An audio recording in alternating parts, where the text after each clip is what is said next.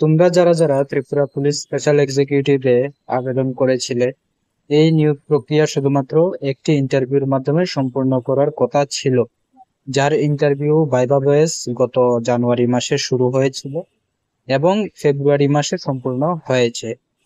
এখন প্রশ্ন হলো, এই নিয়োগ প্রক্রিয়ার ইন্টারভিউর ফাইনাল মেরিট লিস্ট কবে প্রকাশিত হবে বা কবে স্পেশাল এক্সিকিউটিভের রেজাল্ট পাবলিশ করা হবে?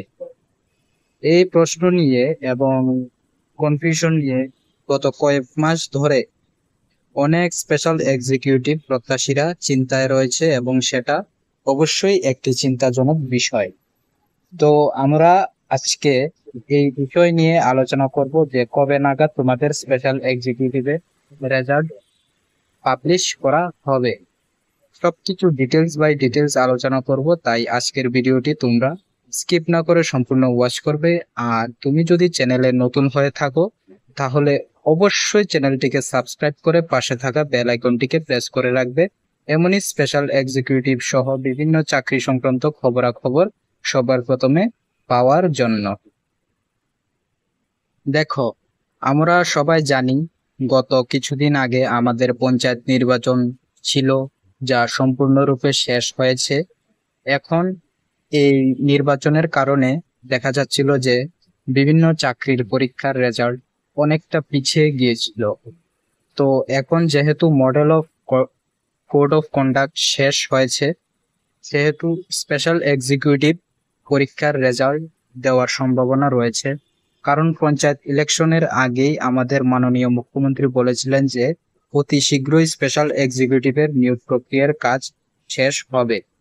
গত কিছুদিন আগে তোমরা দেখেছিলে যে আমাদের মাননীয় পর্যটন মন্ত্রী সাংবাদিক সম্মেলনে বলেছিলেন যে আগামী 7-8 তারিখ JRBT group D result publish করা হবে।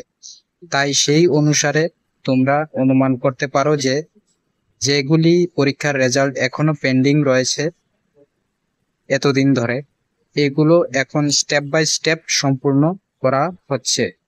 তাই তোমরা ভেবে নিতে পারো যে সেপ্টেম্বর মাসে স্পেশাল এক্সিকিউটিভের মেরিট লিস্ট আসার সম্ভাবনা রয়েছে। মেবি সেটা দুর্গাপূজার আগে বা সেপ্টেম্বরের লাস্ট উইক হতে পারে। তাই তোমরা অপেক্ষা করো, একটু সময় ধৈর্য ধরো, অতি শীঘ্রই তোমরা গুড নিউজ পেতে যাচ্ছ। আমি বুঝতে পারছি তোমরা কতটুকু কষ্টে টেনশনে আছো। গত কয়েক মাস ধরে দিন দিন বয়স বাড়ছে, অনেক করেছো কষ্ট, টেনশন, আর একটু সময় ধৈর্য ধরো, দেখবে ভালো একটি খবর পাবে। তো এটাই ছিল কথা। ভিডিওটি আর বড় করব না, না হলে অনেক লম্বা হয়ে যাবে।